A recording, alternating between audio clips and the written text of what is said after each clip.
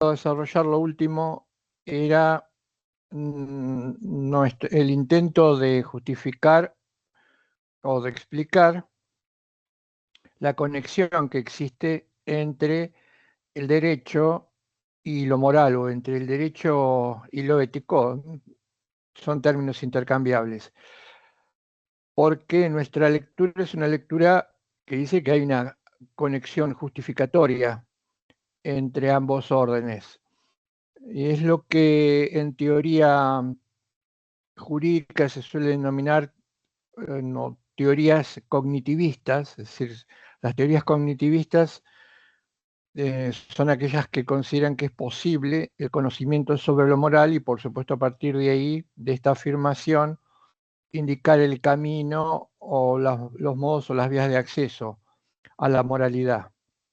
Lo que va a tener como de particular o especial importancia es que podemos hablar de verdad o falsedad si de juicios, principios o contenidos morales se trata.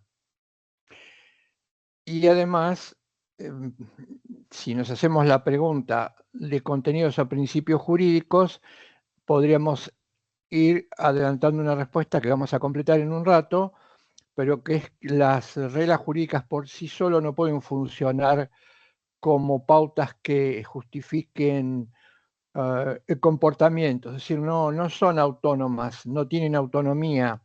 La fuerza de las reglas jurídicas es en última instancia derivada de la única fuente que puede generar eh, esta obligatoriedad, que es el mundo de lo moral. Eso después lo vamos a retomarlo.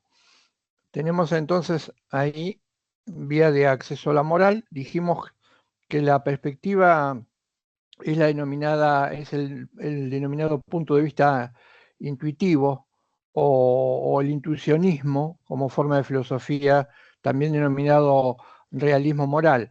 Recuerden, como les había dicho en la clase anterior, que la exposición del mecanismo para llegar a lo moral ya aparece en el primer párrafo del texto del libro, cuando habla de la intuición, la captación intuitiva de la idea o de la exigencia moral. Tenemos ahí un modo de acceso a lo moral. Hay dos planos que son ustedes ven a la izquierda que dice existencia o realidad o ser, y abajo dice ontología. Esto porque queremos explicar que hay un mundo y ese mundo se puede corroborar como verdadero o falso en función de lo que nosotros podríamos llamar o denominar hechos morales. Si se trata, por ejemplo, de un juicio descriptivo que dice que que el libro es azul, esto sería un juicio descriptivo, no sería un juicio valorativo. Es descriptivo, la correspondencia que hace que ese juicio sea verdadero es que en la realidad podamos percibir algo, un factum, que es el libro de color azul. En el caso de los juicios morales, que por supuesto la discusión es mucho más grande, la afirmación es la misma. Nosotros decimos, podemos percibir un acto justo o que tal acto es injusto. Entonces tenemos que apoyarnos en aquellos hechos que corroborarían si determinado comportamiento está bien catalogado como justo o injusto. Y es lo que vamos a ver o denominar hechos morales. Por eso se habla de existencia y se habla de ontología. El modo de... No, parece que se me pasó la otra, o la pasé yo. Ay, bueno, eso lo dejamos para más tarde. Modo de acceso a lo moral, a partir de la intuición. Esto quiere decir que nosotros percibimos las exigencias morales, el mundo de lo moral, de manera directa, intuitiva, sin que medie ningún elemento de conocimiento o reflexión previa. De esta intuición, que nos permite contactar cara a cara con la exigencia valorativa, podemos obtener diferentes principios. Intuición es una forma de conocimiento directa, inmediata, con aquello que se conoce. No media, no hay ninguna inferencia en el camino, no hay una reflexión previa para luego considerar que se está en presencia o no de una exigencia de valor. El impacto es directo, inmediato, por eso se habla de conocimiento intuitivo o que la intuición es la herramienta. Hablamos de percibir, percepción o sentir el valor. Los seres humanos tenemos, lo más habitual es considerar que los seres humanos estamos dotados de diferentes sentidos, sentido de la vista, sentido del tacto, del olfato, del gusto. Todo este aparataje o cantidad de vías de acceso a la realidad es lo que nos permite tomar contacto con el mundo.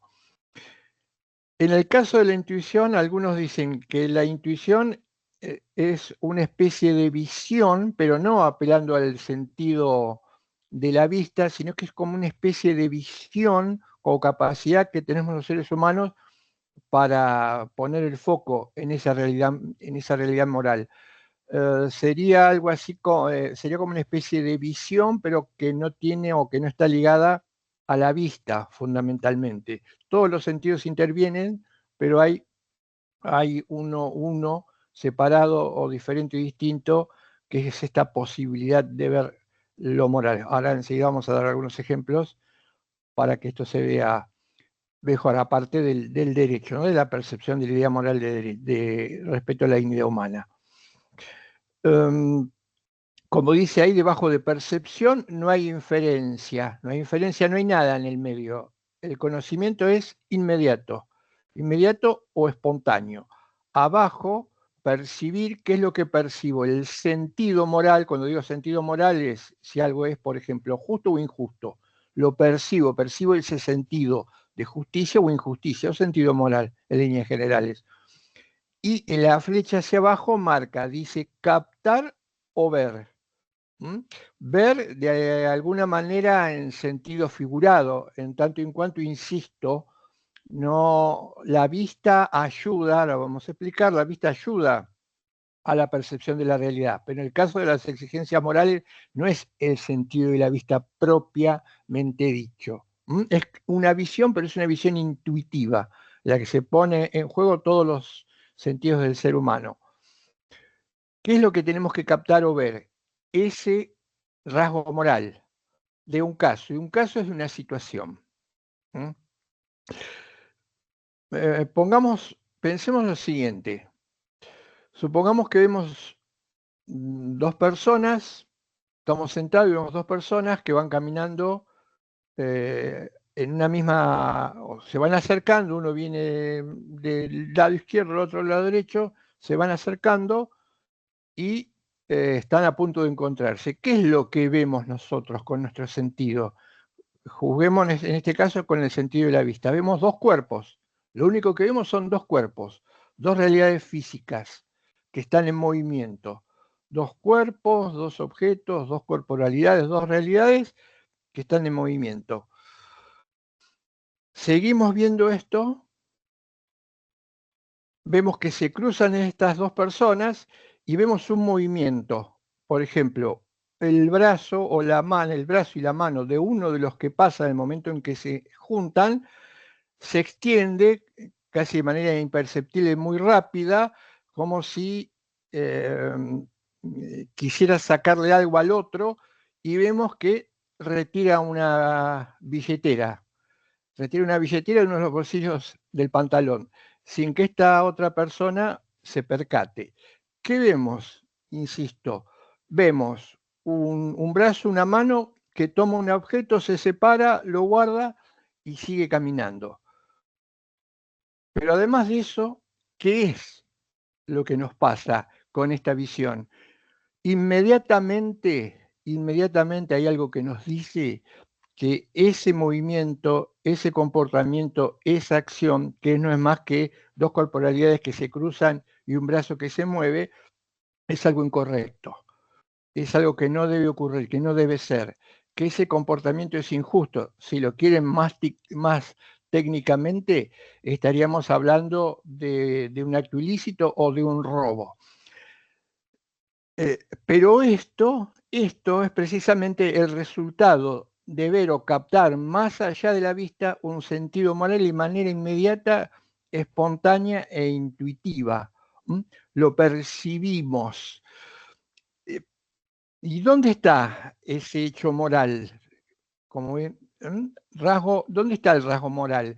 Y el rasgo moral solo lo podemos ver a partir de ver esos cuerpos en movimiento. Quiere decir que el hecho, la exigencia moral, justa o injusta, surge como hecho inobjetivo y está como por arriba de la objetividad de los cuerpos que nosotros estamos percibiendo que están en movimiento.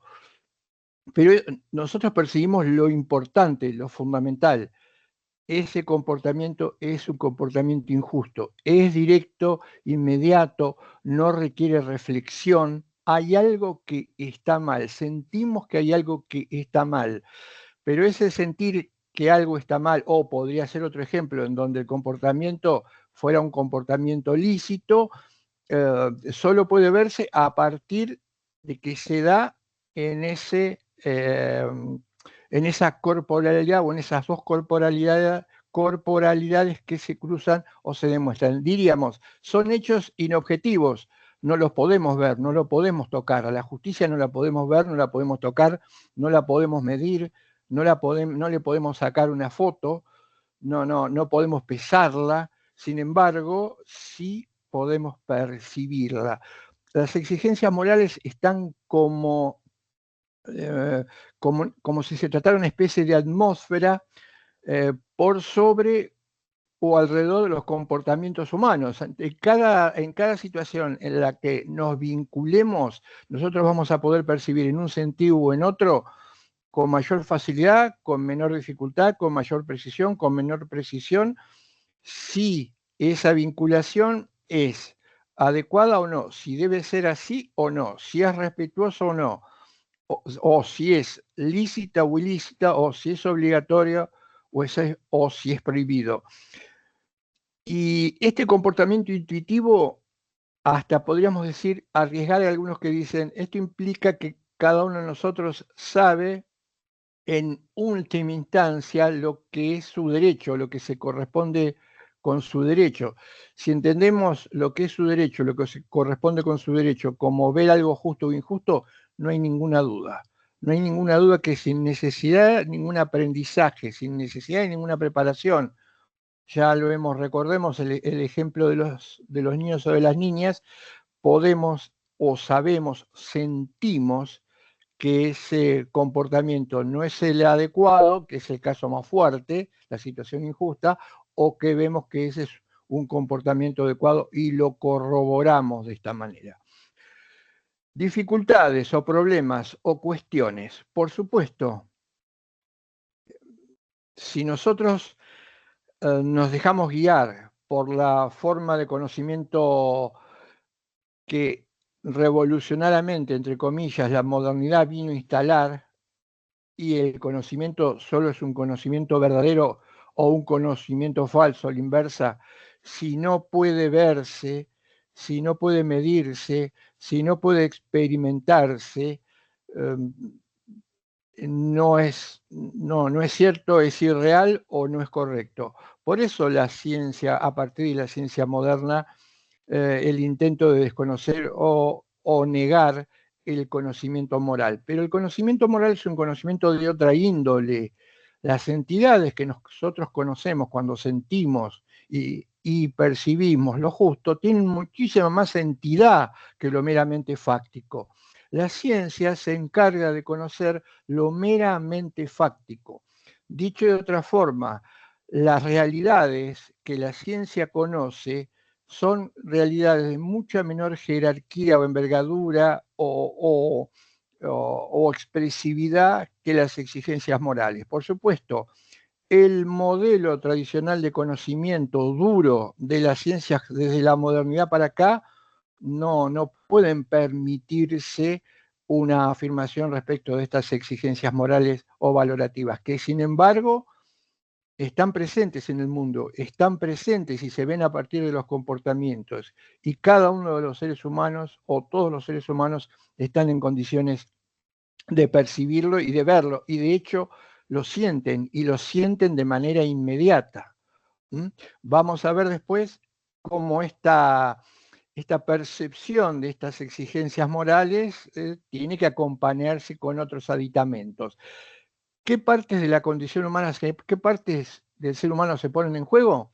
Se pone en juego nuestra sensibilidad, nuestro, diríamos, ojo intuitivo, nuestra intuición, pero también se va a poner en juego nuestra razón.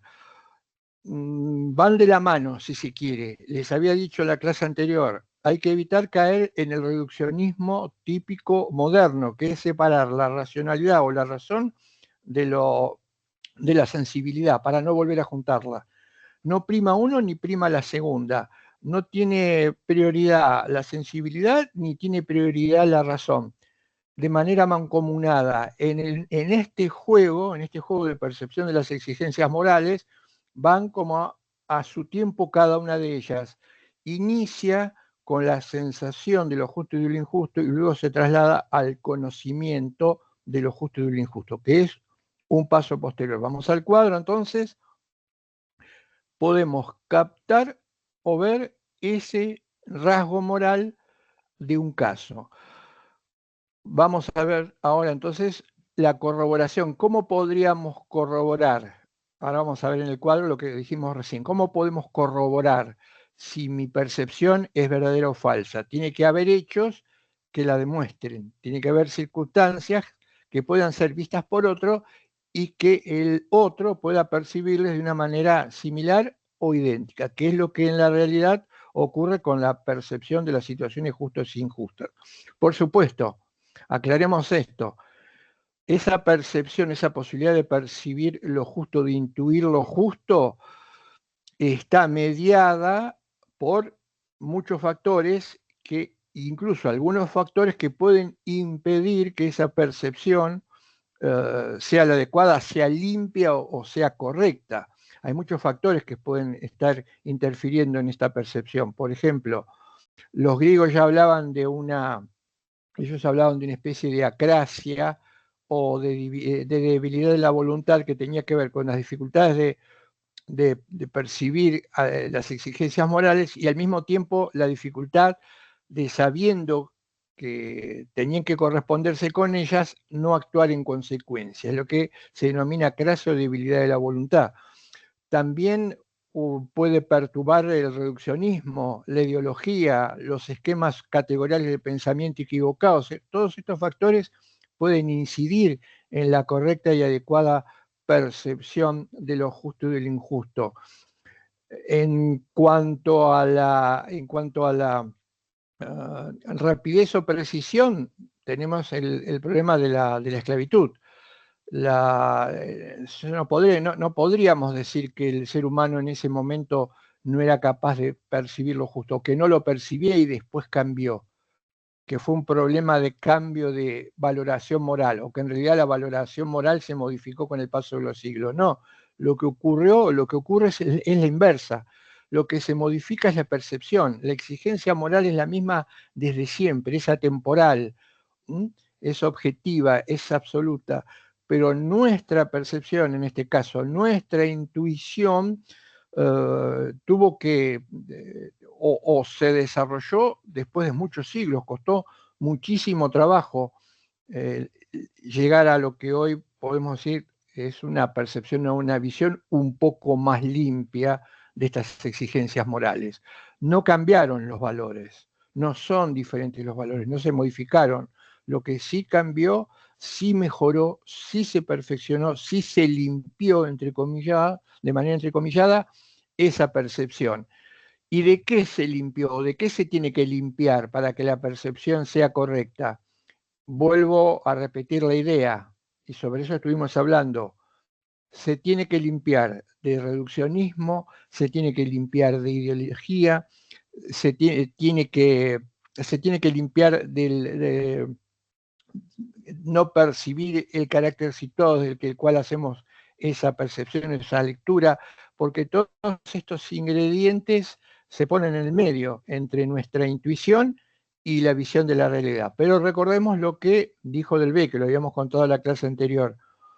Se puede, Del Vecchio dice, el filósofo del derecho Del Vecchio dice, puede ser que se embote esa capacidad de intuir o de sentir lo justo, pero no puede desaparecer, no va a desaparecer. En algún momento recuperamos o reaparece esa, él dice, esa inagotable capacidad de percibir lo justo, que puede impedirse, que puede demorarse, que puede falsearse, no hay ninguna duda, pero precisamente esto es lo que hay que tener en cuenta en cualquier discusión o en cualquier intento de explicar o de defender intelectualmente las exigencias morales y los valores morales, ya sea en el ámbito exclusivo de la ética o en este caso en el ámbito del derecho.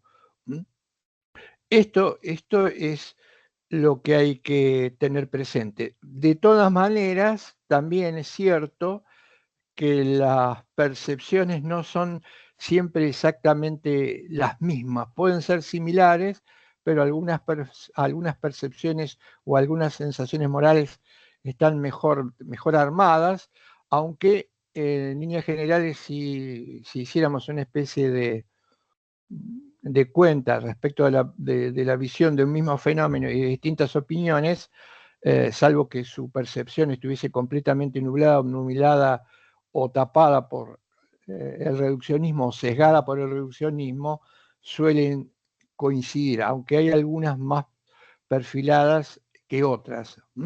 Esto también, con esto también tenemos que contar. Y también una objeción que se suele hacer a posturas o a puntos de vista como este, que es la posibilidad de caer en un subjetivismo. Por eso las dos posibilidades, diría, madre que hay en esta discusión son las que hablan de un realismo y la posibilidad de conocimiento, y las de un subjetivismo e imposibilidad de conocimiento.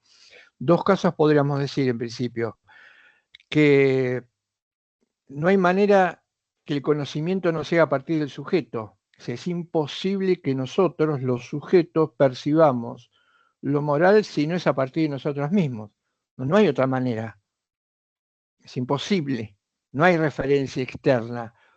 El que percibe lo moral es el sujeto, no hay vuelta. Es nuestra subjetividad. De ahí a hablar de que este acto que no puede modificarse, que es de mi propia subjetividad, lo convierta en un subjetivismo, una distorsión, ya la afirmación empieza esta afirmación empieza a desdibujarse como válida. Por todo esto que les acabo de contar recién, todos estos factores sí pueden incidir. ¿Hay un riesgo de error? Por supuesto que hay un riesgo de error, como en todo lo humano, pero ese riesgo de error puede corregirse, y de qué manera, lo vamos a ver enseguida, de qué manera puede corregirse o mejorarse o evitar ciertas falencias al momento de sentir o de percibir lo justo.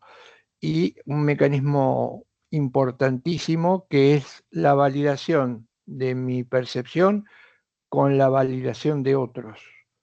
Ese elemento puesto en juego puede llegar a evitar en gran medida el error, que por supuesto siempre va a estar presente como en todas las cosas humanas, pero no hay que considerarlo que esto anule o impida completamente. Es una exageración pensar que esto de por sí ya anula o impide cualquier juicio moral válido o verdadero, o que no sea más que una proyección de nuestros propios deseos o intereses, como dice una lectura moral que se llama emotivismo y que vamos a ver al final cuando volvamos sobre el tema de la justicia. Vamos entonces a la parte de abajo. Estos hechos, espérate, no, volveme a lo de arriba, por favor. Ahí, hechos. Estos hechos existen. En base a estos hechos que existen, podemos formular un juicio moral. tal comportamiento es injusto, tal comportamiento es inmoral, tal comportamiento es ilícito o lícito. Y podemos deducir entonces su verdad o su falsedad. Y podemos decir por qué es correcto, por qué es bueno. El hecho, en el caso del derecho, es el respeto, de la exigencia moral de respeto que podemos percibir. Y esa exigencia de respeto, de reconocimiento recíproco, esa exigencia moral, es independiente de nuestra creencia e independiente de nuestros deseos. Los valores en el texto, en uno de los textos subidos dice algo muy interesante, que es que los valores valen en función de existen y están sobrevolando el mundo o la realidad, no porque nosotros lo percibamos. Algo tiene valor, no porque lo percibamos, sino que tiene valor entitativamente hablando, a diferencia de un objeto o a diferencia de algo que no lo tenga. Vamos entonces ahora si pasamos, Pablo, a la otra, la que viene. Bien. Tenemos ahí arriba convergencia de intuiciones. ¿Mm? ¿Qué viene después de la intuición? Hay eh, como dije hoy, un mecanismo para evitar el error, que converjan las intuiciones, que las intuiciones se comparen, que las intuiciones se discutan, que las intuiciones se vayan corrigiendo la una con la otra. Por eso, porque puede haber algunas diferencias, como lo hay algunas similitudes en estas intuiciones. Por supuesto que si podríamos plantear un caso extremo, si hay, ¿qué pasaría si supuestamente hay una percepción del mismo hecho, en las mismas circunstancias A y una completamente en las mismas circunstancias de carácter B? Lo que se suele hacer, de hecho, es comparar en el tiempo diversos comportamientos o a veces em, en latitudes diferentes diversos comportamientos que se supone son iguales y que como ejemplo se dice, estos comportamientos son iguales y lo que se percibe son no respuestas similares, sino distintas. Quienes han investigado la cuestión muchas veces han encontrado lo siguiente, que primero las situaciones que se suelen decir o comparar como iguales no son iguales ni son idénticas. Es muy difícil que podamos comparar que haya en situaciones iguales o situaciones idénticas esa disparidad tan grande de sobre si es A o sobre si es B. El problema es que ya algunas diferencias que pueden tener que ver con la situación, que pueden tener que si es en el tiempo o la distancia con las culturas, con el ambiente, hacen que la situación que se compara no sea exactamente la misma. Si esto aún no fuese así, tendremos que ver el grado de evolución o el grado de capacidad de percepción de lo moral que tiene esa cultura. En el ejemplo de hoy, si vamos o retrocedemos en el tiempo, seguramente la capacidad intuitiva no es la misma que la que podríamos tener hoy, donde tenemos herramientas de análisis mucho más precisas para percibir esto. La intuición luego va a dar lugar a una reflexión moral madura.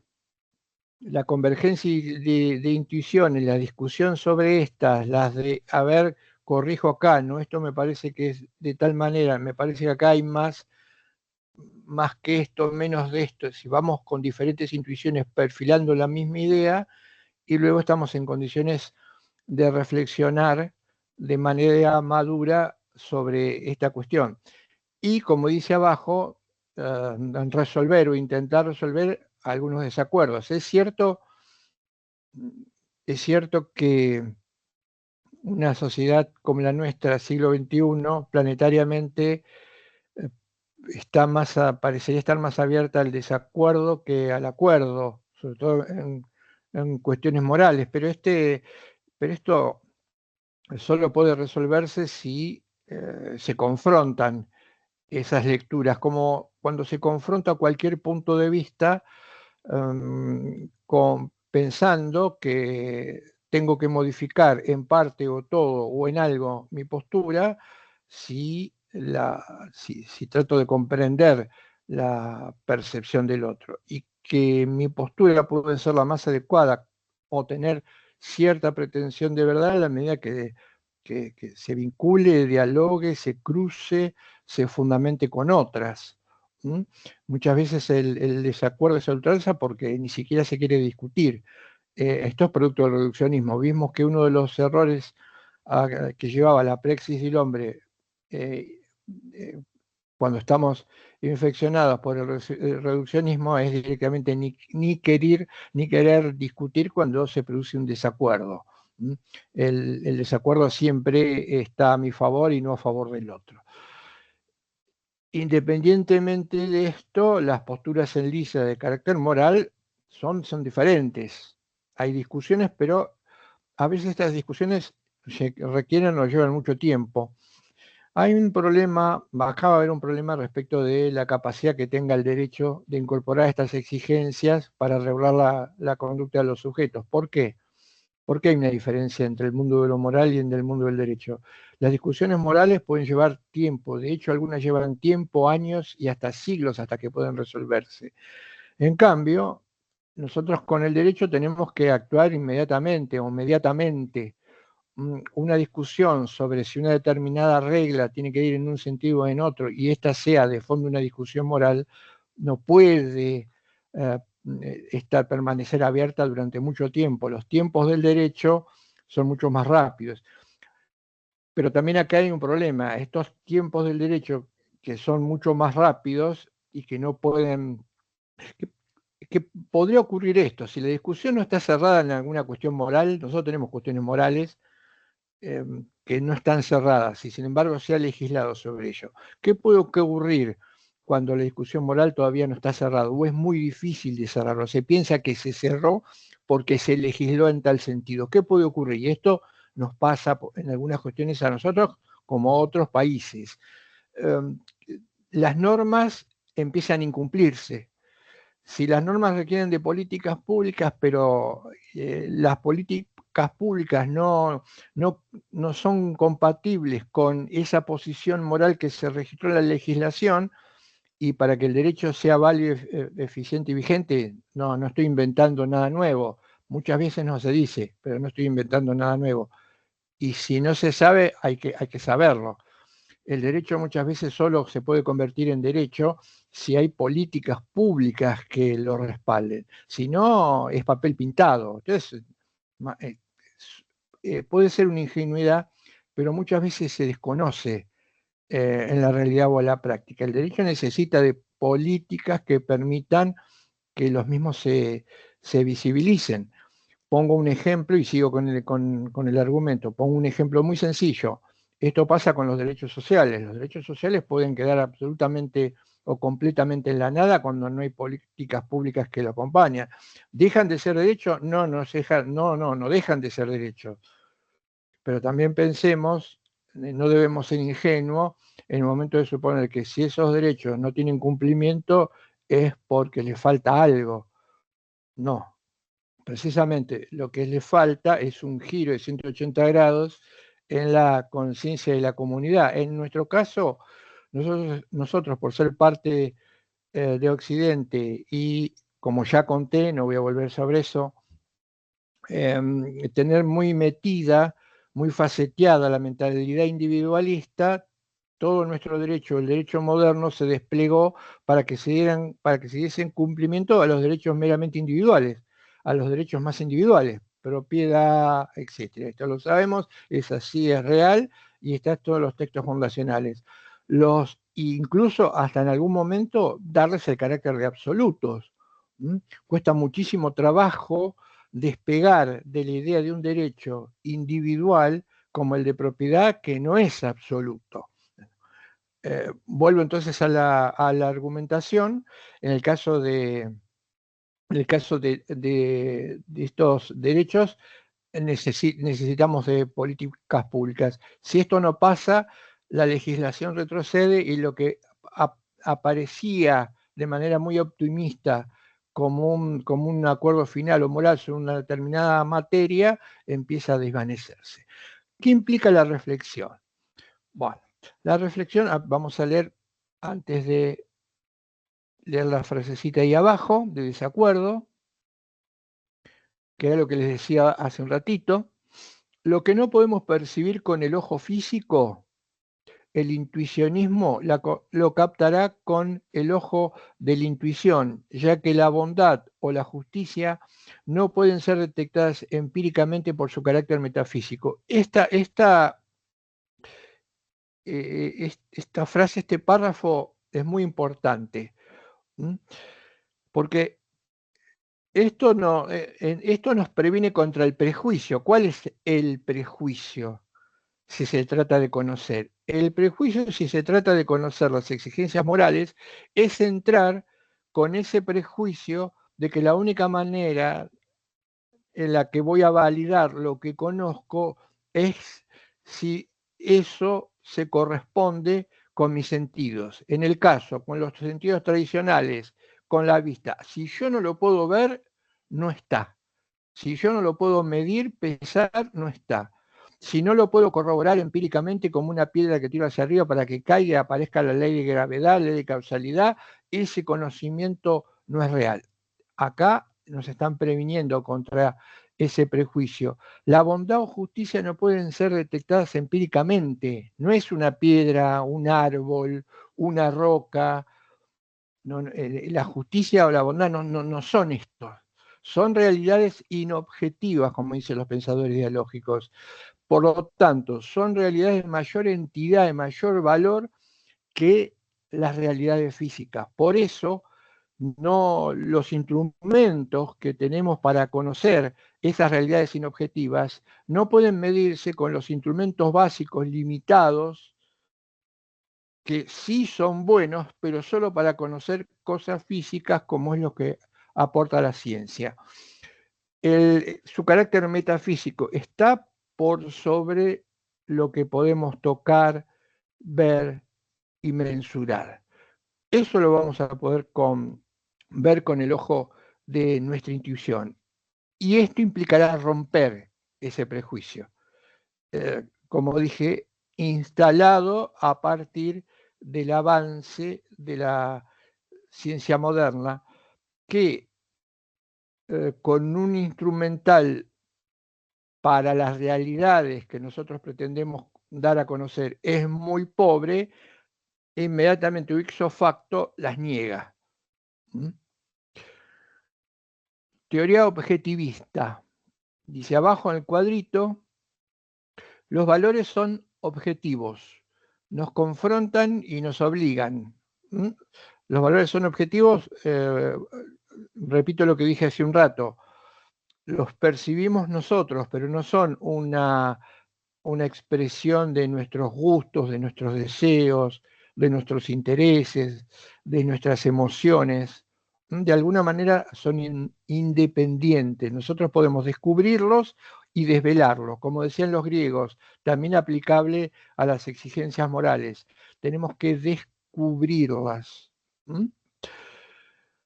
Nos confrontan y nos obligan. Ahora vamos a ver el inmediato. Nos proporciona guías para la acción y para la justificación de dichas acciones. Esto es importante porque eso conecta con el derecho. Va a conectar con el derecho. Nos proporcionan guías para la acción. Si lo vemos desde el lado del derecho, y lo dijimos en la clase del lunes, el derecho pretende convertirse en una razón que nos lleve a realizar, a cumplir determinado comportamiento. Una guía para la acción. ¿Qué es lo que tengo que hacer? En realidad, ¿qué es lo que debo hacer? Y justificar dicha acción. Nosotros estamos constantemente en nuestra vida cotidiana tratando de justificar lo que hacemos. De una u otra manera, siempre tratamos de justificar nuestros comportamientos. ¿Cuáles son los candidatos más importantes para justificar un comportamiento? Si se trata de comportamientos intersubjetivos, que son, por ejemplo, los alcanzados por el derecho, los candidatos son, si se trata de, previo a un comportamiento, si se trata de, previo a mi vinculación con otros, si se trata de un comportamiento mío, una actitud mía, la manera de justificar o de explicar ese comportamiento es recurriendo, esto tiene que ver con un interés propio, tiene que ver con un deseo, es lo que se suele denominar en líneas generales razones prudenciales. ¿Mm? Hago algo que tiene que ver con mi cuerpo y lo puedo justificar diciendo que tenía el deseo de cambiar, de bajar 5 kilos, inventemos algo. Entonces, ¿qué es lo que justificaría un adelgazamiento muy brusco para mí mismo? Y el deseo de verme físicamente de una mejor manera. Pero si se trata ya de cuestiones que tengo que justificar, que tienen que ver con comportamientos relativos a los otros, ya estoy en dificultades, porque yo no puedo hacer algo que, que perjudique a otro apoyándome en mi propio deseo o en mi propio interés. Ya no podría justificarlo, podría explicarlo. Le quité algo a alguien porque me faltaba y no lo tenía, pero no lo puedo justificar. Para justificarlo ya aparecen otro tipo de razones, que son las razones últimas, las razones de peso, que involucran a todas las personas. Y estas son las denominadas razones morales o razones últimas. En una controversia entre deseos, intereses y razones morales o razones últimas, se impone las razones morales o las razones últimas, pero esto tiene que ser justificado, esto tiene que justificarse. Por eso, explicar y justificarse, lo recuperamos ahora, lo dije en algún otro momento, lo repito ahora, lo incorporamos, se quiere explicar y justificar, son dos cosas diferentes. La explicación no justifica, la explicación luego abre a una justificación para saber si eso que hice y explico por qué lo hice, estaba justificado. Y la única manera de justificar una acción, un comportamiento intersubjetivo, lo es recurriendo a exigencias de carácter moral, o a pautas éticas, o a guías éticas, o a teorías éticas. Tenemos entonces, nos proporcionan guías para la acción y para la justificación de dichas acciones. Entonces, el derecho también va a ser lo mismo. Uso una regla de derecho que dice que debo hacer algo para justificar mi acción. Justifico mi acción. No solamente realizo, me guía en lo que hago, sino que además me sirve como una justificación. Fíjense en el caso de uno de los operadores jurídicos, los jueces. Los jueces necesariamente tienen que recurrir a las exigencias morales contenidas en las reglas para justificar, explicar y justificar una decisión y para convertirla en obligatoria. Ya no podemos introducir ya podemos introducir en esta idea. Las decisiones de los jueces no son obligatorias porque se apoyen en la legislación o en las reglas. Ese es un racionamiento pobre, carente de premisas morales que le pueda dar fuerza justificativa a la decisión. La decisión no es el mero hecho de tomar una regla general y subsumirla en un caso particular. Para que eso se convierta en obligatorio, esa regla que yo uso para subsumir ese hecho tiene que tener contenidos morales o contenidos valorativos. Si se quiere de una manera más sencilla, tiene que ser justa. Y este mecanismo es el que le permite a la decisión judicial convertirse en obligatoria.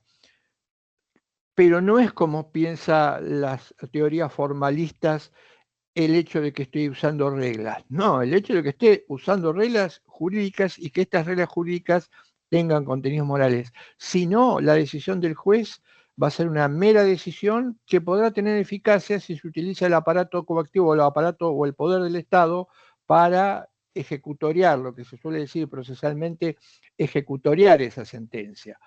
Pero lo vamos a ver después, algún ejemplo aislado, si se trata de la ley o si se trata de una sentencia, precisamente el riesgo está en desconocer o en desplazar aquello que puede convertir a una sentencia en obligatoria y quedarse exclusivamente con la capacidad de imponerla coactivamente. Y ahí ya nos volvimos a meter en el problema.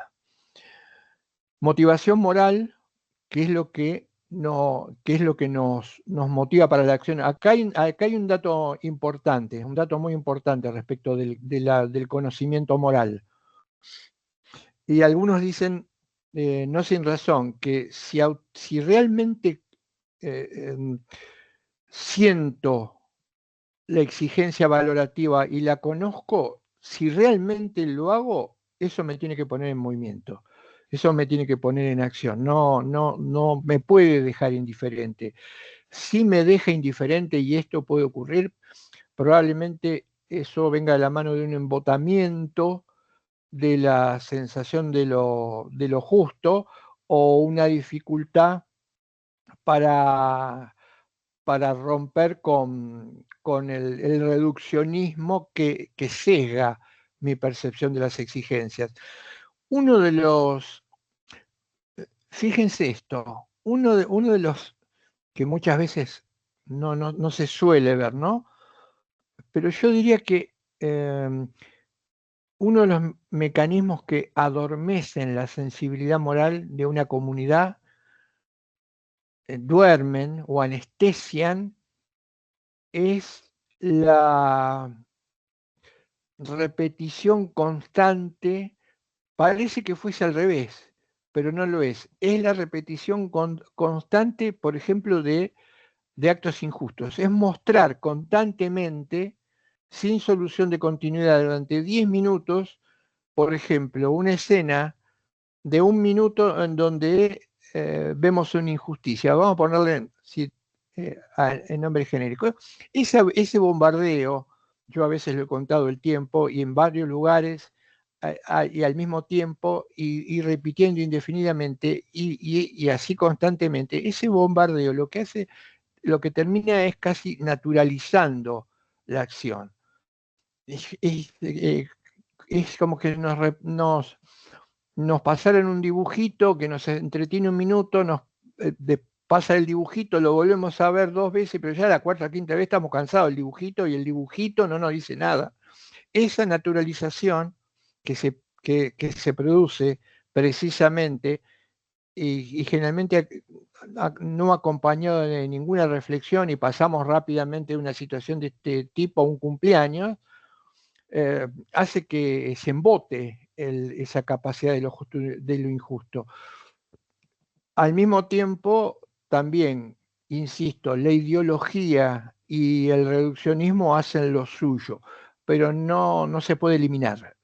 Siempre existe la posibilidad de recuperar este sentido de lo justo, que va de la mano también de la capacidad de efectuar una actitud crítica, pero si el valor lo percibimos, nos tiene que mover a la acción. Si no nos mueve a la acción, hay algún problema. Esto no sería relevante si se tratase de problemas puntuales. Cuando se trata de una comunidad que no reacciona, como que en gran medida no reacciona ante comportamientos injustos, estamos ante un problema gravísimo. La respuesta o el problema no es muy difícil descubrirlo. Está presente en esa ideología que genera aceptación o en ese reduccionismo que tiene que ver con la cultura. Cuando la cultura mal elaborada es reduccionista, la tendencia es intentar embotar ese sentimiento de lo justo o de lo injusto. Motivación moral, motivación para la acción, ¿qué nos lleva a actuar moralmente? Por supuesto, hay toda una psicología o cuestiones que tienen que ver con nuestro cerebro, con nuestras psiquis, en donde se ve el proceso moral, pero lo fundamental es esta posibilidad de percibirlo cualquier problema psicológico, cualquier problema de psiquis disminuye todas nuestras facultades, también disminuyen nuestras facultades de percibir lo moral. ¿De dónde viene la motivación? La motivación viene de esa combinación entre razón y pasión. ¿Por qué hice ese cuadrito razón o pasión? Porque las teorías morales más importantes siempre han discutido si lo que nos lleva a actuar en función de la exigencia moral es la razón o es la pasión. Es la dicotomía. ¿Se acuerdan de esa dicotomía entre razón y sensibilidad? ¿Y saben quiénes son los autores de teorías muy conocidas? Por ejemplo, una de ellas es Hume. Hume es un filósofo moderno, escocés. Él decía que la razón por sí sola no nos hace mover ni un centímetro y ponía todo el peso en la pasión. Él decía que lo que movía moralmente a los sujetos era la pasión. Descalificaba completamente la razón. A la inversa, como en una reacción contra la modernidad típica, que decía que las exigencias morales en última instancia eran un ámbito exclusivo de la razón y la pasión lo que hacía es simplemente distorsionarla. Tenemos que integrar la lectura moral. Hoy está integrada, las teorías morales más importantes dicen que debemos integrar ambas facetas de nuestra propia realidad, que trabajan en conjunto. Hoy dije intuición, sentimiento, conciencia. ¿Qué es la conciencia? Y acá va a venir algo importante que se ve en el derecho. Nosotros tenemos que traducir en palabras, en conceptos, lo que percibimos. Y esto es lo más difícil. Esto es lo más complicado de hacer, porque eso es lo que nos lleva a un conocimiento. ¿Mm? Percibo tal comportamiento, intuyo, esto está mal, esto es una injusticia extrema. ¿Qué tengo que hacer después? Explicar, pasar a palabras, que es la única manera de hacerlo entendible y trasladarlo a la realidad. Usar palabras y conceptos que me permitan encerrar eso que yo veo como justo e injusto. ¿Para qué? Para que el otro me entienda, para discutir con el otro y mejorar esa conceptualización de lo justo, para que los otros entiendan algo que a lo mejor por X motivo sesgado no pueden ver. Dificilísimo, pero esencial para que se produzca el conocimiento moral.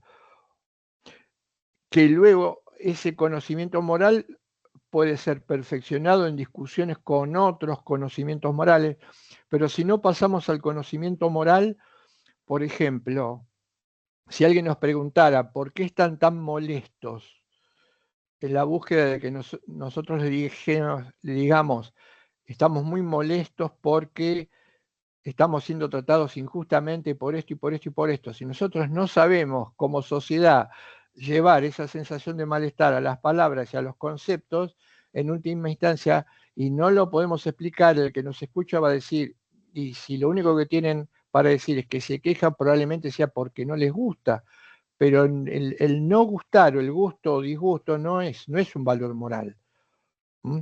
Por eso ya lo tenían muy claro cuando hablaban de los valores morales los filósofos clásicos.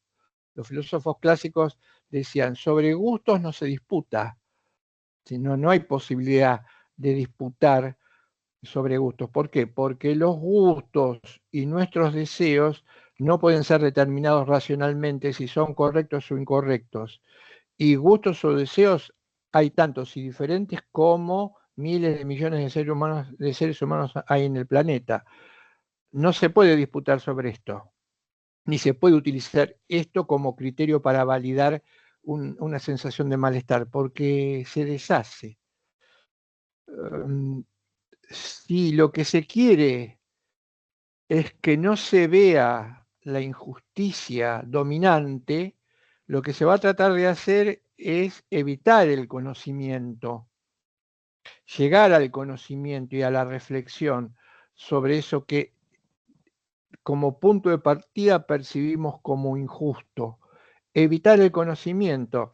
Acá va a pasar con lo que pasa en todas las áreas de conocimiento, no conocer, porque el desconocer implica no saber y el no saber implica no tener posibilidad de modificar el status quo en base a esa capacidad de crítica que ya contamos en su momento tenemos los seres humanos.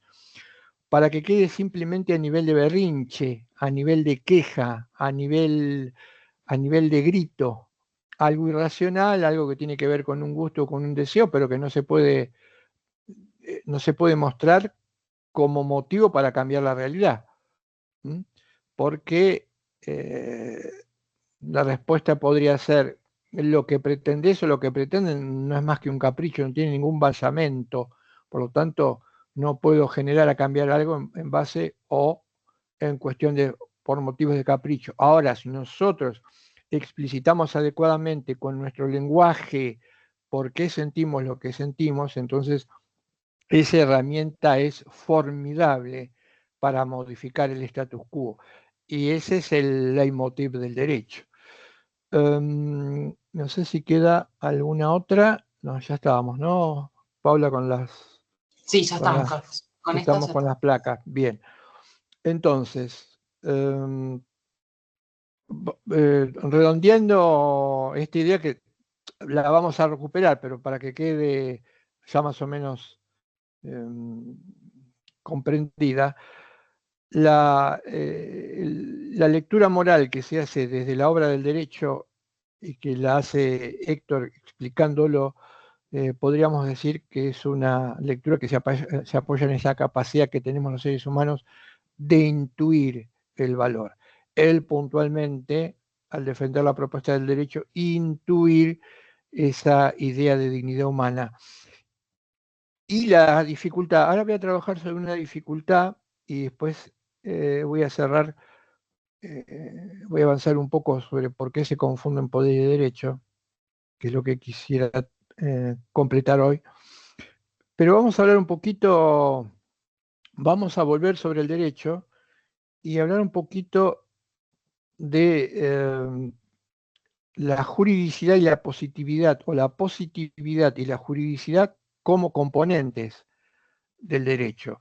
Hay un trabajo que está subido a la cátedra virtual que tiene que ver con positividad y juridicidad del derecho, un trabajo de Negri. Es un trabajo que está en los anuarios, está tomado de los anuarios que en algún momento la Universidad Nacional de La Plata, la Facultad de Derecho, los anuarios son los libros de tapa blanca, muy voluminosos. Yo puedo rescatar algunos en una tienda de usados porque en la facultad no había, y me encontré en ese momento eh, para que me produjo mucha alegría un artículo de Negri sobre la positividad del derecho.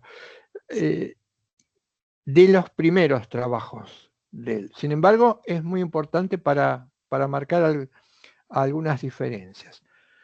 Dijimos, estamos hablando de derecho, pero decimos, no estamos hablando de derecho positivo. Estamos hablando de derecho. ¿Hay alguna diferencia entre hablar de derecho y hablar de derecho positivo? Sí, crucial. ¿Por qué? El derecho positivo es simplemente un modo empírico de expresión o de manifestación de lo que llamamos derecho. Por lo tanto, no son términos equivalentes. No hay equivalencia absoluta entre derecho y derecho positivo o derecho positivo vigente. Estamos hablando de cosas distintas, separadas. El derecho positivo vigente, o hablar del derecho positivo y vigente, implica, la única manera de referirnos a él es describirlo. Cuando yo digo el derecho de tal país en tal materia es tal y tal, lo que estoy haciendo es describiendo ese derecho que está puesto. Es un elemento esencial para el derecho el que sea puesto, que se positivice. Diría, para la existencia de derecho, dice Héctor en ese artículo, no es esencial, pero sí es muy importante por otros motivos. Todas las culturas han tenido derecho, todas las culturas han tenido reglas, y en todas las culturas siempre ha habido alguna autoridad que es la que ha sido la encargada de elaborar, de dictar esas reglas. Por eso hablamos de autoridad o de autoridad normativa. ¿Qué se entiende por autoridad o autoridad normativa en punto al derecho? Son aquellas personas, grupos de personas que detentan el poder político. Esto es una cuestión de teoría política. ¿Quién manda, cómo manda y por qué manda? Es una cuestión de teoría política, que de alguna manera incide sobre el derecho. Nosotros no vamos, esto es una cuestión de teoría política, podemos hacer referencia, pero no es una cuestión que atañe a la teoría jurídica. Pero sabemos que eh, quién, cómo, dónde o cuándo es una discusión de tipo filosófica política. Pero sí que estas autoridades, por el hecho de tentar esa capacidad de gestionar una comunidad, elaboran reglas. Cuando se ponen esas reglas, de ahí viene el término positivo. Positivo viene de positum. Positum quiere decir poner, lo puesto. Lo separado, puesto. Y de ahí expresiones como positivo, derecho positivo, posición. El poner la regla implica darle positividad. La regla está ahí. Se convierte entonces a partir de ese momento en una expresión positiva, que puede luego tener vigencia o no, eficacia o no. Diferente a esto es la juridicidad de esa posición o de esa regla, o si se quiere, de esa norma o de ese mandato. Diferente es la juridicidad, porque precisamente la juridicidad es lo que le va a dar el rasgo de derecho o de jurídico a esa regla, no la positividad. Dice Héctor en un párrafo que repito parafraseando más o menos, no de memoria, él dice, la juridicidad es algo que incluso, dice, juridicidad y positividad no son términos equivalentes, no se implican el uno con el otro. Incluso, dice él, la juridicidad, aunque no sea puesta, no tenga positividad, no se daña como rasgo esencial del derecho.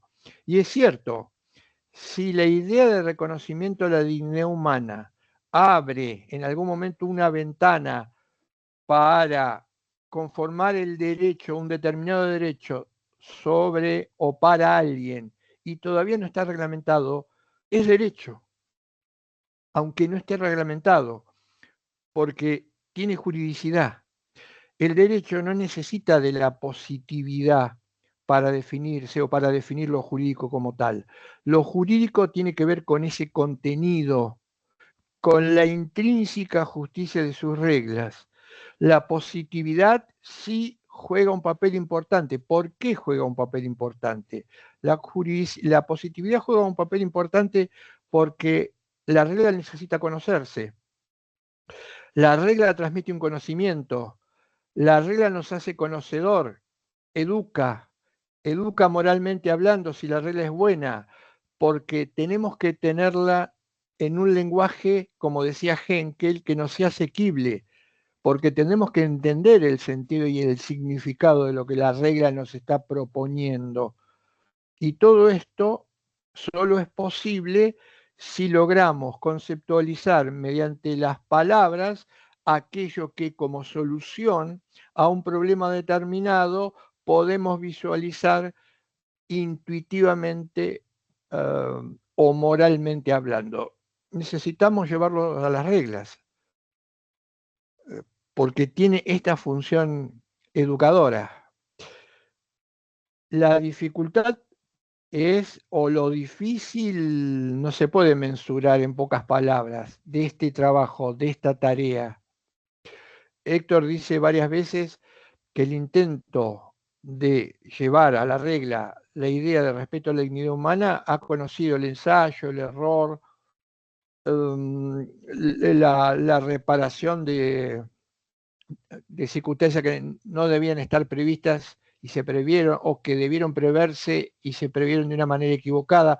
Todo esto, ensayo y error, ha hecho que culturalmente la humanidad llegue a tener ciertas reglas que por lo impecable de las mismas, por la claridad de las mismas, se mantienen durante muchísimo tiempo. Por eso, recupero algo que dije para que se entienda mejor, por eso él cuestiona duramente cuando habla de la claudicación de la cultura en punto a la modificación del Código Civil, porque lo que nos está diciendo él es, se necesitaron muchos siglos para que se decantaran ciertas reglas, específicamente en este código,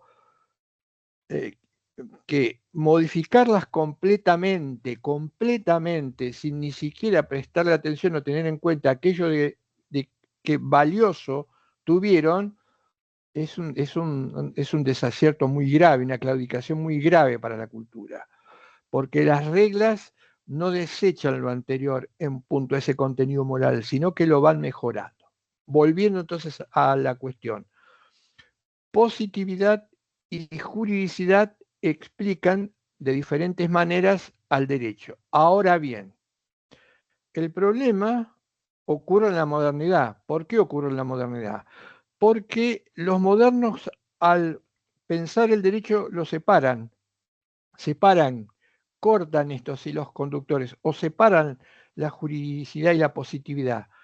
Entonces, el concepto de derecho que ellos tienen es un concepto descriptivo de derecho. Y este concepto descriptivo nos dice que el derecho es el resultado de una serie de actos, de hechos fácticos que culminan con una norma fáctica que se escribe.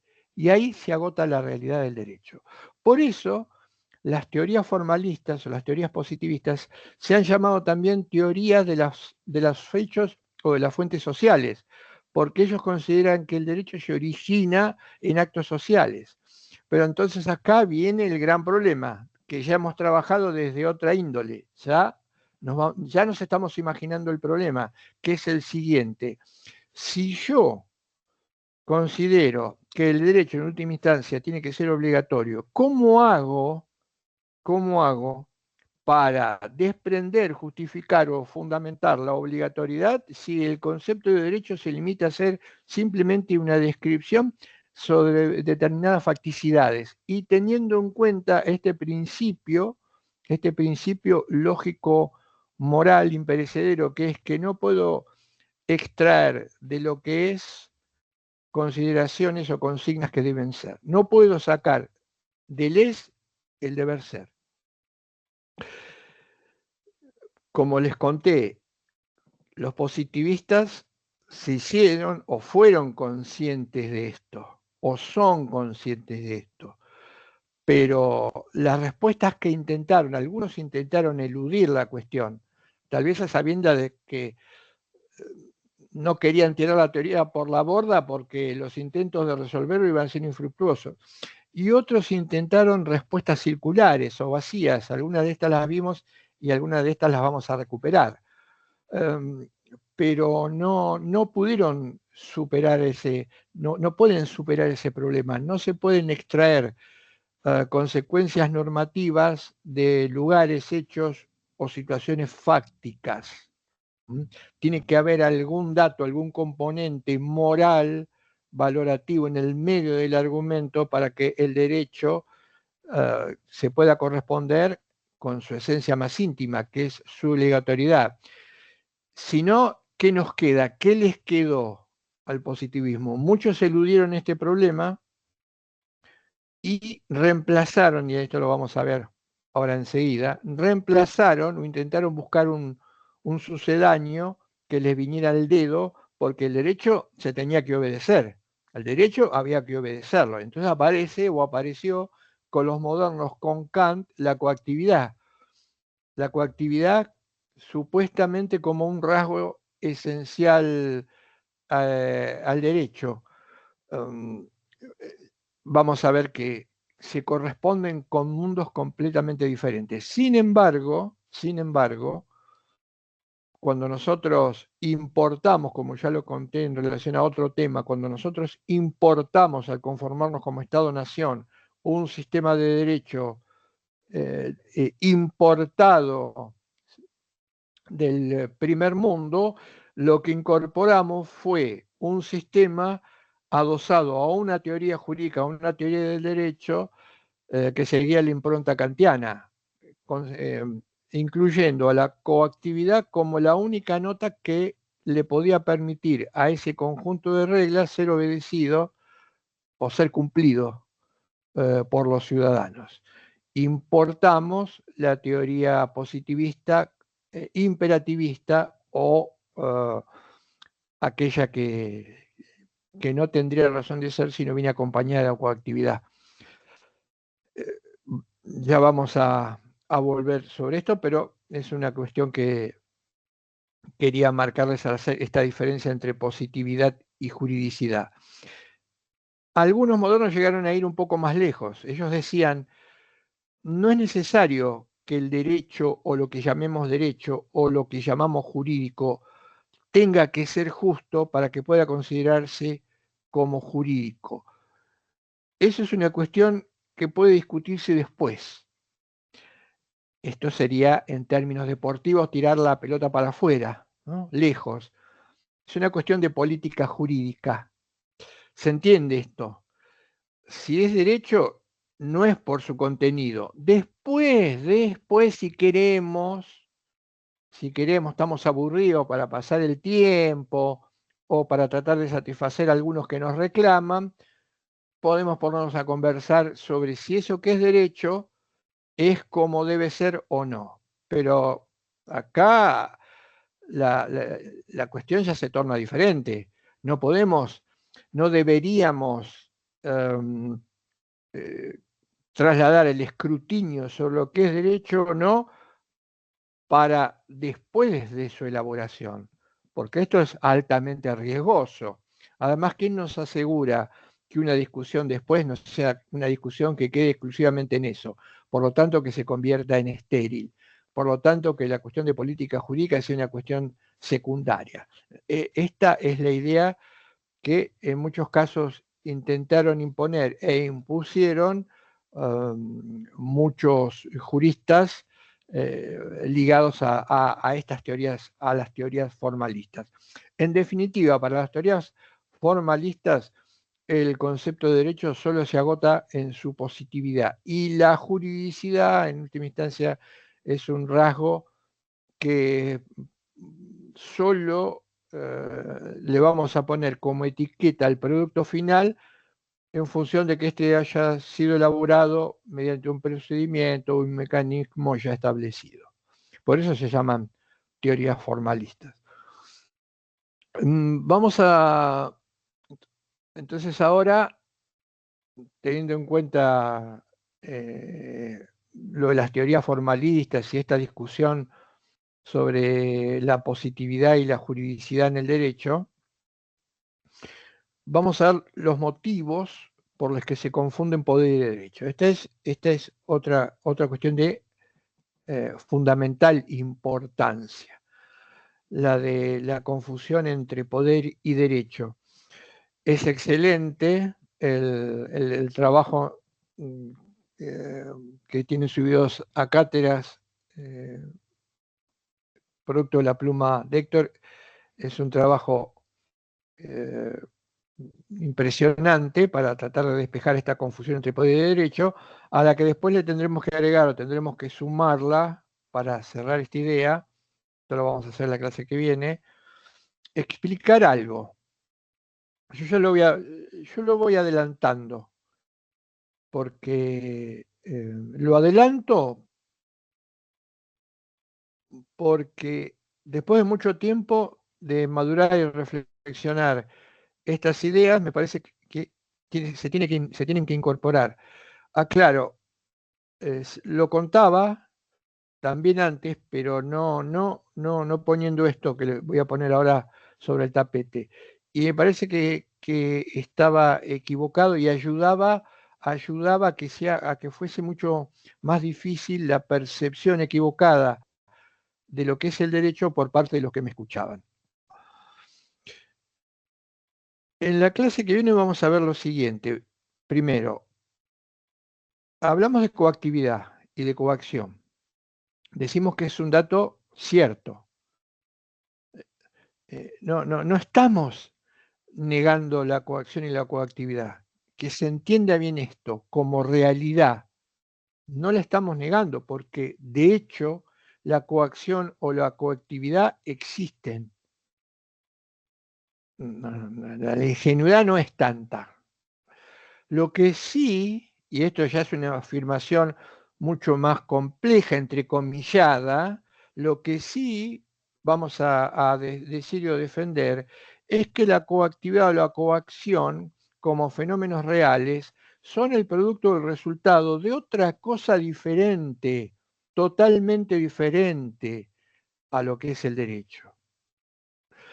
Pero como no se explica así, se confunden.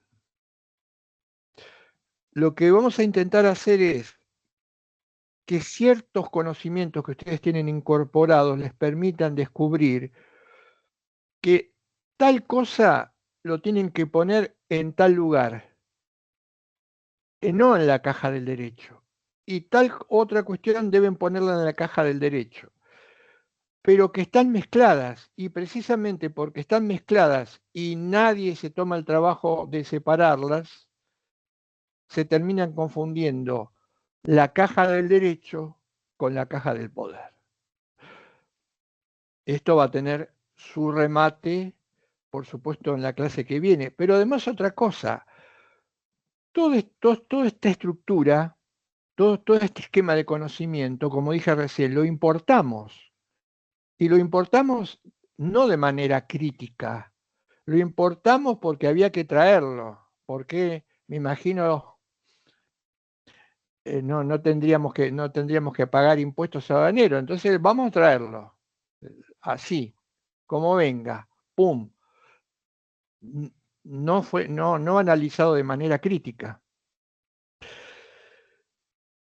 Y esto se asentó, teoría que confundían el poder con el derecho, se asentaron, como dice Héctor, y muchas veces es difícil lidiar contra situaciones de hecho que no son las adecuadas cuando se empiezan a convertir en situaciones estructurales, cuando se empiezan a convertir en estructuras que se consolidan con el paso del tiempo. Esto lo dice muy sabiamente Héctor en otro lugar. Es muy difícil entonces, y sabemos lo difícil que es, intentar hacer ver que ciertas estructuras que ya están consolidadas, que llevan mucho tiempo, son el resultado de un transporte acrítico de lo que se llamaba derecho y que por todos los costados resuma confusión entre el derecho y algo que no es.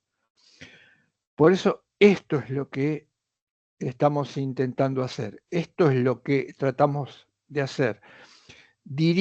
Alguien me diría, ¿usted no desearía que el día de mañana eso sea parte o sea necesario que se estudie previamente al derecho o fuera del derecho? Por supuesto, porque no hacerlo implica terminar con una concepción o incluir o incorporar una comprensión del derecho que adolece de una profunda confusión. Insisto, ¿dónde está la dificultad? Y el tiempo, desde que importamos a hoy, que hizo que se consolidara que se consolidara sistemas, lecturas o maneras de entender la realidad del derecho que no son parte del derecho y que siguen estando consolidadas. ¿Por qué? Porque en algunos instrumentos jurídicos aparecen consideraciones que no podrían estar en un instrumento jurídico si se tratara de ese instrumento jurídico con rigurosidad. Tendrían que estar en otro lugar o tendrían que estar ausentes. Ese es el síntoma, ese es el síntoma de que esa confusión todavía está presente. A favor o de manera, o emitiendo un mensaje, si se quiere, optimista, ha habido algunos cambios o algunas modificaciones con el paso del tiempo, desde el momento que yo lo estudié al momento que yo lo tengo que contar, pero todavía está muy presente, y se puede notar por ciertos rasgos, por ciertos tips o por ciertas respuestas cómo responde la cultura, cómo responde una sociedad desde el derecho ante determinados problemas. Cuando vemos finamente cómo intenta responder a esto, nos damos cuenta que esa confusión todavía lamentablemente está presente.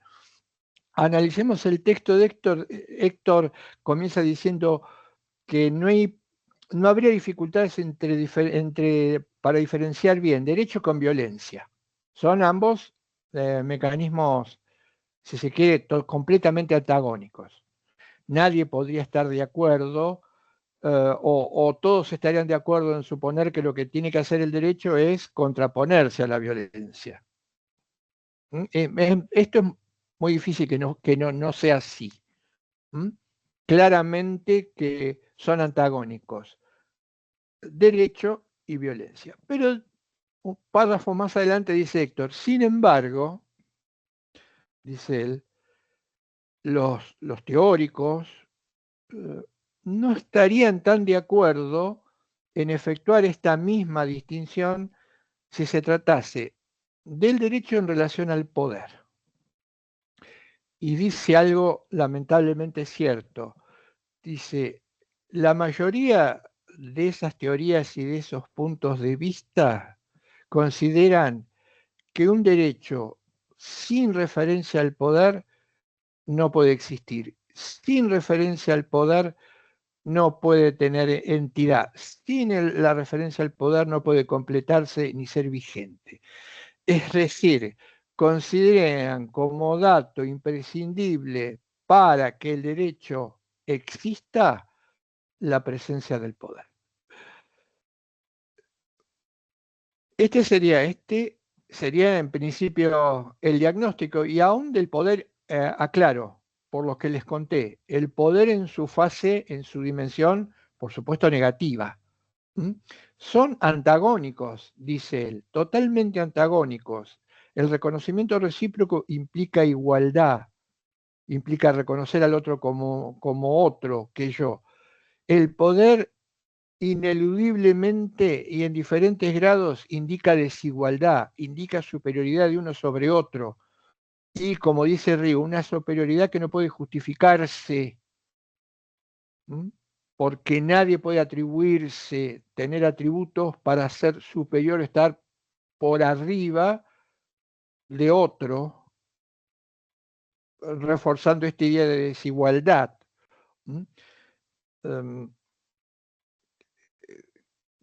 No pueden compararse. Además, los medios que utiliza el poder, que ya los vimos, son completamente diferentes respecto de los medios y los fines que puede, o por los que pugna el derecho.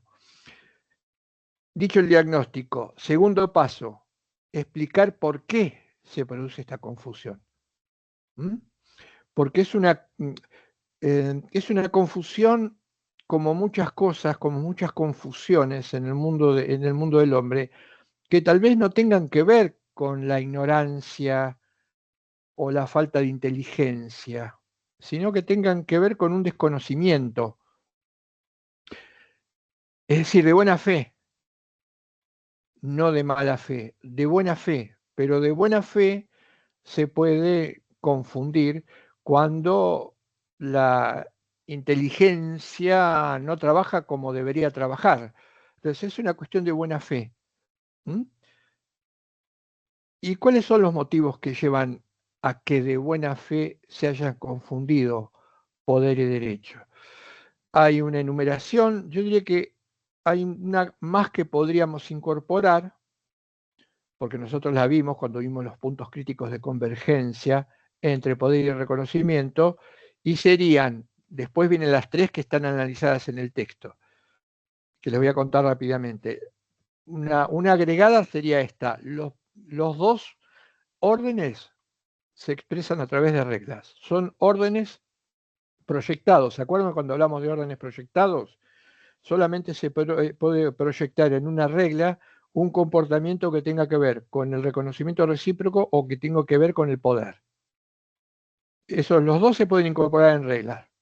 Si se incorporan en reglas, ahí ya tenemos un problema, porque el derecho, sabemos, tiene como dato esencial, como tercer rasgo esencial en su definición o en su concepto, el de que se exprese a través de este mecanismo.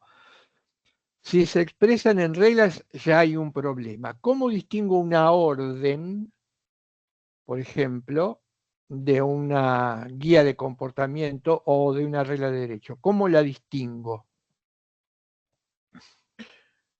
Porque la orden o el mandato puede verse como jurídico por el hecho de que haya sido dictada por una autoridad con competencia al efecto. Y la guía de comportamiento, si se trata de una guía de comportamiento jurídica, es una guía de comportamiento jurídica precisamente porque sus comportamientos tienen una connotación o un ribete moral, tienen un contenido moral. Pero ¿cómo las distingo?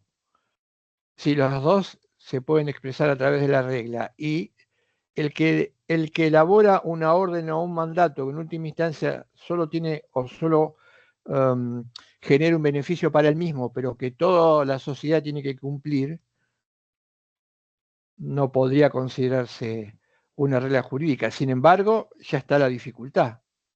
Ya está el primer golpe de vista. Ah, es una regla, entonces es jurídica. Ah, es una orden, un mandato que lo dicta la autoridad. Ah, entonces es derecho. Ese primer golpe de vista ya nos está metiendo en la confusión, tal vez sin saberlo. Luego viene el orden, la paz y la seguridad. Orden, paz y seguridad. Conocemos lo que significa cada término, entonces es que esquemáticamente o brevemente voy a decir, no hay ninguna duda que el poder también confiere un orden, porque ¿qué significa orden? Establecer cómo se vinculan los sujetos en una determinada comunidad uno frente a otro, pero cada orden lo hace con una lógica de una manera diferente. La lógica con que el poder ordena la sociedad no es la misma lógica con la que el derecho ordena la sociedad. Y el orden, para ser consecuente con la dignidad humana o la dignidad de las personas que lo componen, tiene que ser un orden en donde se respete, se reconozca al otro. La lógica del poder, ya lo analizamos, es conseguir este orden, pero en base a mecanismos represivos, intimidantes, en base a la coactividad, en base a la pena. Son lógicas completamente diferentes. No podríamos decir que las lógicas del poder son lógicas que respeten la dignidad de las personas. Sin embargo, sí podemos afirmar y podemos decir que el hecho de que las dos persigan un orden tienden o nos llevan a la confusión. Como dice el texto, ¿cuántas teorías o propuestas desde lo político nos dicen que nos van a otorgar o nos van a dar órdenes? Sin mostrar los mecanismos por los cuales nos van a dar el orden. Después vemos que esos mecanismos tienen que ver con represiones, con gaseo de personas, etc. Paz y seguridad. La diferencia, el poder también quiere paz. ¿Por qué? Esto es interesante, dice Héctor. ¿Por qué el poder quiere paz? Y porque, al igual que el derecho, el peor enemigo del poder es la violencia. Nadie puede mandar tranquilamente si internamente hay violencia o disputa entre sus súbditos, por poner una expresión, ¿no? Podríamos decir gobernante y gobernado. También podríamos decir porque existe monarca y súbdito. El poder quiere estabilidad, porque en las disputas de poder se sabe que si hay violencia, el que lo detentaba a lo mejor mañana ya no lo tiene. No quiere la violencia el poder. Entonces, claro, dice, yo propongo paz, pero la confusión se da cuando se identifica la paz solamente en una de sus expresiones, se toma del concepto de paz que es oriundo del derecho, el derecho siempre propuso la paz, la monarquía o los estados monárquicos siempre propusieron la violencia como forma de obtención de consideración a sus mandatos, y solo toman un dato, ya lo sabemos, ¿cuál es el dato que toma ahora el poder para entender la paz? Simplemente lo externo, lo formal, la ausencia de conflicto. Y pasa entonces lo que dice Héctor, pasa con el orden y va a pasar con la seguridad. Solo son parecidos en términos formales, pero no en punto al contenido. El poder, la paz que persigue, es una paz aparente, no quiere conflicto. ¿Cómo no logra que exista el conflicto o cómo intenta eliminarlo y disimularlo? Volvemos a criterios que no son morales. Represión, vigilancia, coacción, penas, etcétera, etcétera. Solo en términos formales podríamos pensar que la paz del derecho es la misma paz que propone el poder. Pero esto no se muestra, con lo cual lleva o aumenta la posibilidad de confusión. Y el último, que es la seguridad. Ya lo analizamos en términos de derecho. ¿Cuál es la diferencia? La seguridad que el poder propone, y ahí aparecen términos de seguridad que dice el poder le ha usurpado al derecho. Originariamente la expresión eh, seguridad que tenía que ver con salus, no salus, era prototípica del derecho romano. Por eso luego le usurpa el término de seguridad y tenemos policía de seguridad, doctrina de seguridad nacional, etcétera, esas propuestas inmorales de forma de convivencia que todavía están presentes en el siglo XXI y la famosísima doctrina de la seguridad nacional que con otro nombre todavía se mantiene o intenta mantenerse o todavía se explica y se enseña como forma de conocimiento. La seguridad del poder dice, yo les voy a dar seguridad a los gobernados, si se quiere el binomio gobernante-gobernado. Ah, perfecto. ¿Qué implica seguridad entre los gobernados? Voy a establecer pautas que hagan que no pueda haber o conflicto o no puedan sufrir daños cuando interactúan entre ustedes. Ah, qué bien. El poder nos va a dar seguridad. Excelente. Pero alguien podría preguntar, ¿y cómo sería la relación, no ya entre ustedes, que son los que tienen que obedecer al poder, sino entre ustedes y el poder? Y el poder contestaría, no, no, no. Entre nosotros y los gobernados, esta relación no rige. La seguridad se la doy a los gobernados entre sí, pero no respecto de mí. Respecto de mí, la no certeza, la incerteza, la posibilidad de arbitrariedad, la posibilidad de no estar arreglada esa relación. La seguridad que yo les voy a dar es entre ustedes, no respecto de mí mismo. Por supuesto, esto no se muestra, esto no se dice, esto se ve ni bien funciona o gestiona quien detenta el poder político, pero probablemente ya hayamos en algún momento cedido un paso muy importante pensando que la seguridad que el poder proponía era una seguridad que estuviese ligada a reconocimientos o a cartabones de índole moral. Y después nos damos cuenta que no es así. El que se establezca, el que se expresen reglas, el que proponga orden, el que proponga seguridad y el que proponga paz, que son tanto del derecho como del poder, es tal vez los motivos más fuertes que han llevado a que se los confunda. Sobre todo, y esto es lo que vamos a explanar en la primera parte de la clase, la última de la clase que viene, sobre todo eh, porque nosotros vimos que las relaciones sociales, poder, amor, reconocimiento y violencia, se dan alternan en una sociedad. En una sociedad hay grandes dosis de derecho, grandes dosis de poder, también grandes dosis de violencia y grandes dosis de amor. Y muchas veces hay situaciones en las que se integran o conviven órdenes diferentes. Y esto también lleva o va a llevar a la confusión. Y en el caso específico del derecho, mucho más, porque en el caso del derecho se va a combinar con el Estado. El Estado es una creación humana. El Estado es una creación humana. Eh, el derecho también es una creación humana. Y durante muchísimo tiempo tuvieron una existencia, si se quiere, independiente, cada uno por su lado. Pero en algún momento, por razones culturales, empezaron a coexistir. Y aparece, lo que vamos a ver, estudiar en la clase que viene, que es el denominado Estado de Derecho. ¿Qué particularidad tiene el Estado de Derecho? que es un punto crítico de convergencia. ¿Y qué es un punto crítico de convergencia? Una situación en la que en tensión conviven dos relaciones sociales de diferente signo moral.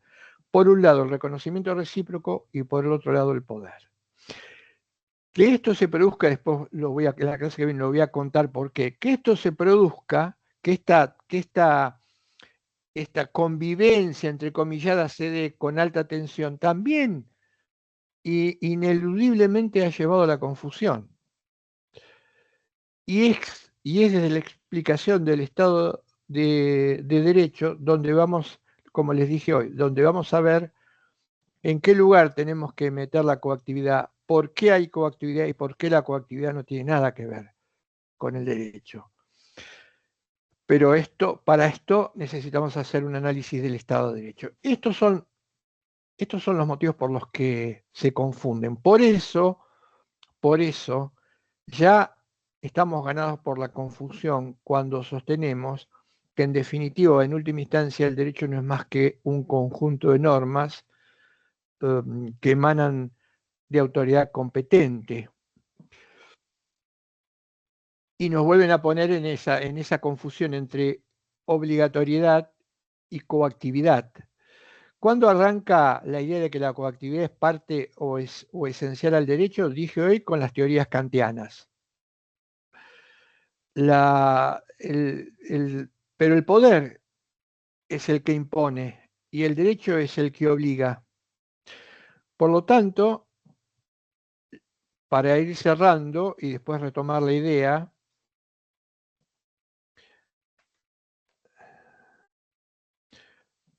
con una cuestión, con un cuestionamiento, una problematización que hace Cota, autor que vamos a ver en la clase que viene, pero respecto a este tema, él dice lo siguiente, dice, ¿por qué hay que obedecer la ley?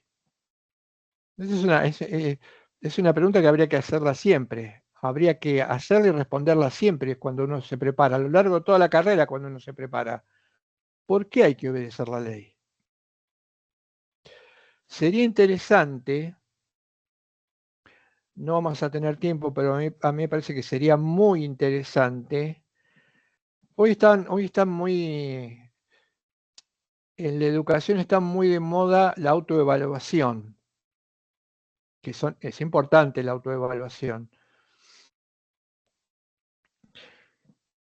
Y yo diría que todos los que se forman en derecho tendrían que hacerse esta pregunta y responderla. ¿Por qué hay que obedecer la ley? Creo que en algún momento se hizo, lo hicimos, surgen cuestiones muy interesantes. Es como una especie de muestrario, pero que también es riesgoso. También es riesgoso, porque puede ocurrir que al intentar responder por qué hay que obedecer la ley, las respuestas que demos sean las respuestas que siempre dieron las teorías formalistas, lo que ya es un problema enorme. ¿Por qué hay que obedecer la ley? Una obediencia consciente a la ley, dice Cota, proviene del reconocimiento de su obligatoriedad, esto es lo que estuvimos comentando, no ya de su fuerza coactiva. Y esta se demuestra mediante un proceso riguroso de justificación, que es lo que estamos tratando de hacer nosotros en la clase. La ley vuelve a adquirir su carácter humano de acto de razón, pero de una razón cuyo criterio de verdad está en la naturaleza específica del hombre, coexistencia. Los modernos, ¿qué nos dicen respecto de esta cuestión? Hobbes, por ejemplo, un autor o un pensador moderno, un contractualista, dice la ley es un acto de voluntad. ¿Hay una diferencia entre decir que la ley es un acto de voluntad y que la ley es un acto de razón?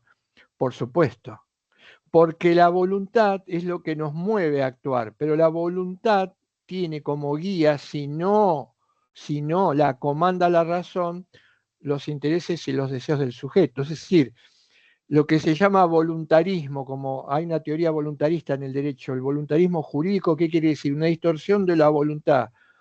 y el objetivo, al hacer el derecho, si lo que predomina o prima exclusivamente es la voluntad, y cayendo en un voluntarismo, es incorporar como contenido del derecho exclusivamente los deseos o intereses de quien elabora el dictado o el mandato. Una voluntad no guiada por la razón nos lleva necesariamente al arbitrio. ¿Mm? Hobbes dice, la ley es un acto de voluntad, si se separa de la verdad. En latín, autoritas non veritas facil rem, es decir, la autoridad, no la verdad, hace la ley. Esto es lo que dicen los modernos, que luego toman las teorías formalistas, que luego toma Kelsen, los positivismos y los pospositivismos. Y esta es una explicación que, si se da a la pregunta ¿por qué hay que obedecer la ley?, implica que tenemos que salir ya de esa confusión entre poder y derecho. Bien, dejamos entonces acá el desarrollo, completamos otro de los desarrollos. En la clase que viene vamos a ver el Estado de Derecho